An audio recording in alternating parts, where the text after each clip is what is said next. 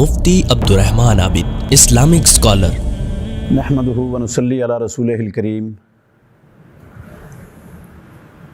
ایک شخص قربانی کرنا چاہتا ہے، اس کے پاس قربانی کرنے کے لیے موجود کیش رقم پیسے موجود نہیں ہیں، تو کیا وہ کسی سے قرض لے کر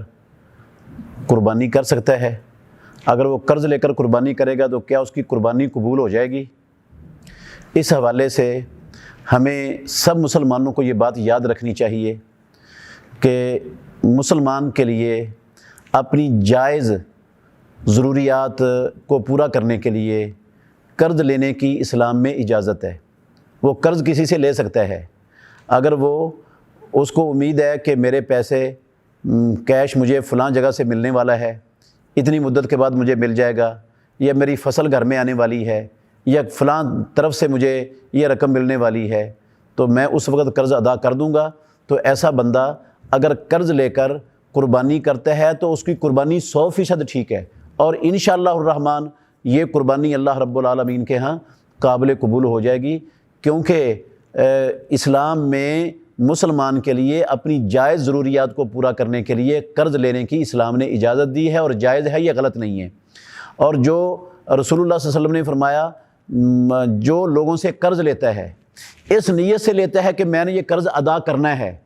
اور وہ اس کو ادا کرنے کی جستجو اور کوشش میں رہتا ہے، تو اللہ رب العالمین ضرور بھی ضرور اس کے لیے اسباب پیدا کر دیتا ہے اور وہ قرض ادا کرنے میں کامیاب ہو جاتا ہے۔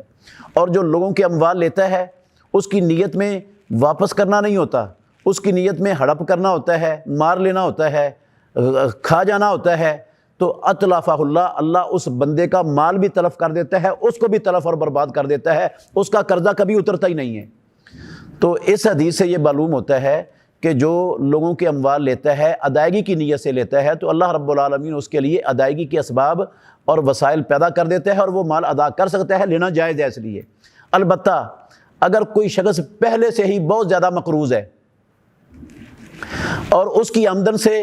اس کا قرض اتارنا ممکن نہیں ہے، اور اس کو کہیں سے بھی مزید زائد آمدن کی کوئی صورت نظر نہیں آتی، تو ایسا بندہ قرض لے کر قربانی نہیں کر سکتا۔ اس کے لیے قرض لے کر قربانی کرنا جائز اور درست نہیں ہے، کیونکہ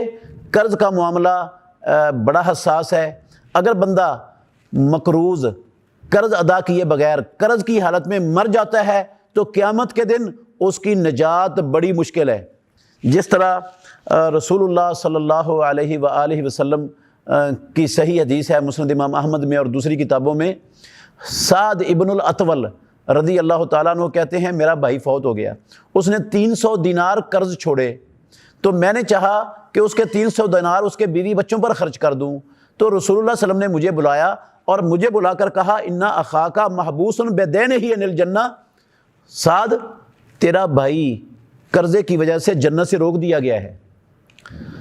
تو کہتے ہیں جب ہمیں پتہ چلا تو ہم سب گھر والوں نے بھاگ دوڑ شروع کر دی، اس کا قرض اتارا اور اللہ کے نبی کو جا کر بتایا، اور کہا کہ ایک عورت 2 دیناروں کا دعویٰ کرتی ہے لیکن اس کے پاس دلیل نہیں ہے، آپ نے فرمایا اس کو بھی دے دو، وہ سچ کہہ رہی ہے۔ تو یہ صحابی تھا رسول اللہ صلی اللہ علیہ وسلم کا، اس کو قرض کی وجہ سے جنت سے روک دیا گیا ہے، تو صحابی اگر جنت سے روک دیا جاتا ہے تو کسی اور کی کیا حیثیت ہے وہ جنت میں چلا جائے۔ مقروض شخص اگر قرضے کی حالت میں مر جاتا ہے، ادا نہیں ہوتا اس کا قرضہ، تو جس طرح سمرہ بن جندب رضی اللہ عنہ کی روایت ہے سنن ابو داود میں، مسند احمد میں، سنن الکبریٰ بہقی میں، دوسری کتابوں میں،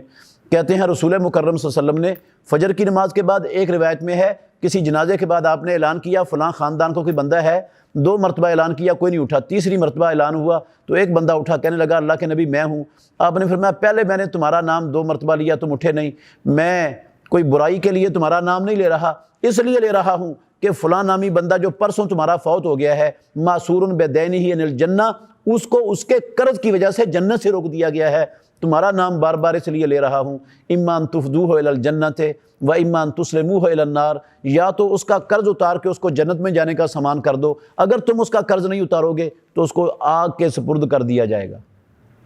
اسی طرح سنن نسائی شریف کے اندر حدیث ہے، رسول اللہ صلی اللہ علیہ وسلم نے فرمایا مجھے قسم ہے اس ذات کی جس کے ہاتھ میں میری جان ہے، اگر تم میں سے کوئی بندہ اللہ کی راہ میں شہید کر دیا جائے، اللہ اس کو دوبارہ زندگی دے دے وہ پھر شہید کر دیا جائے، اللہ پھر زندگی دے دے وہ پھر شہید کر دیا جائے، اور اس 3 مرتبہ اللہ کی راہ میں جام شہادت نوش کرنے والے بندے پر قرض ہو تو یہ بندہ بھی جنت میں امام الانبیاء نے فرمایا نہیں جائے گا جب تک اس کا قرض نہیں اترتا۔